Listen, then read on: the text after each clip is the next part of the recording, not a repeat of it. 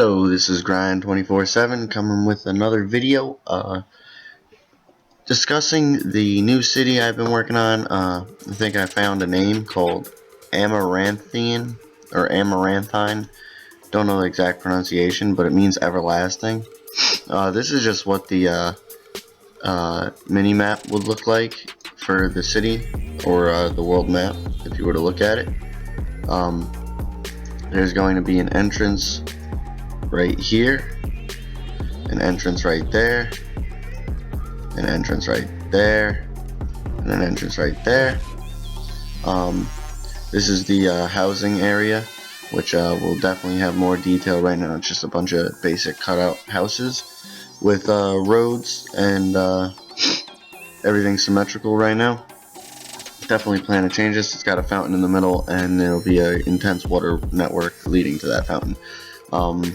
Alright, so then these right here are gonna be like either oases or something like that, or guard towers. I haven't decided yet. And then this giant X in the middle is gonna be all markets, almost like, you know, you go to Artie and there's like the little market. Well, this whole thing will be designated for markets and other things like skills and whatnot, and there'll be fairly a few banks located in the area because it is such a massive city. Around the same size of ZEAH, I'd say, maybe a little smaller of what they've released as Grand Corin. If you look, it's basically divided into 4 sections, not on purpose, it just happened that way. But it is one city with one house, or whatever you want to call it. Now, if you go up here, you'll notice that there's like a boxed in area. This is the palace, or whatever you want to call it. I don't know what Egyptians would call it, or desert people. But these are going to be some buildings here. There's going to be buildings in the corner here. There's going to be buildings all over here and all over there. But as you come into the palace, you enter here, and there's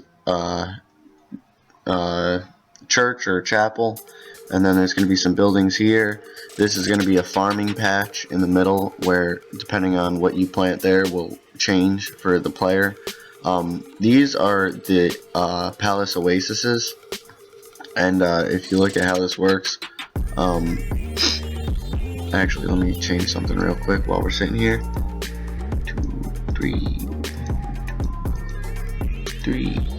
Alright, if you look at how this works, the oases can only be used once you actually do a series of things to help the city out, which would be like repairing the giant aqueduct waterways that they have going throughout the city, and stuff like that, so that to keep the people fed.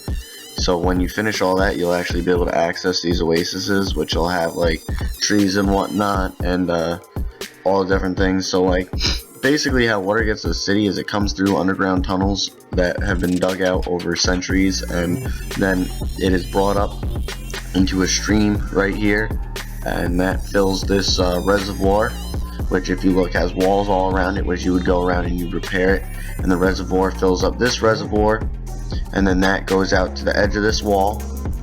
And then if you see, there's a waterfall here and a waterfall here, which will fill up the whole edge of the actual city itself. And then there will be multiple waterways actually coming into the city all over in different places. Like one right here will come through here and go into the city, and it goes above everything. So if you look, like this is a aqueduct that runs to the edge of the wall right here, which will fill it up, and you can walk under it right here and right here. There's no paths yet, but there will be paths to show that you can walk under it and whatnot. And if you see my other videos that show the palace, that's the palace right there. So if you've seen it, you can see how big it is. That's the palace right there. So the city is actually very large compared to the actual palace itself, but it's still not overdoing it in my opinion, because there's definitely plenty of things you can put in the city, especially since it's going to have something from every skill that you can do, and it's going to be basically a hub for skilling and whatnot, and also have different things. Like I plan to put a dungeon under the city where you can actually see these underground waterways that actually supply the city with water, and you'll actually have to go down there and repair the underground waterways and whatnot, along with the upper aqueducts. So like there'll be a lot to do in this city that will affect the city itself, and get the people there to like you and allow you to go do different things in the city. Alright, well, as always, thanks for watching. I hope you enjoy my videos. Definitely comment, give it the thumbs up if you like it. If not, give it thumbs down. I appreciate negative reviews too, because it helps me perfect what I'm doing here. Alright, thank you very much, and have a nice day.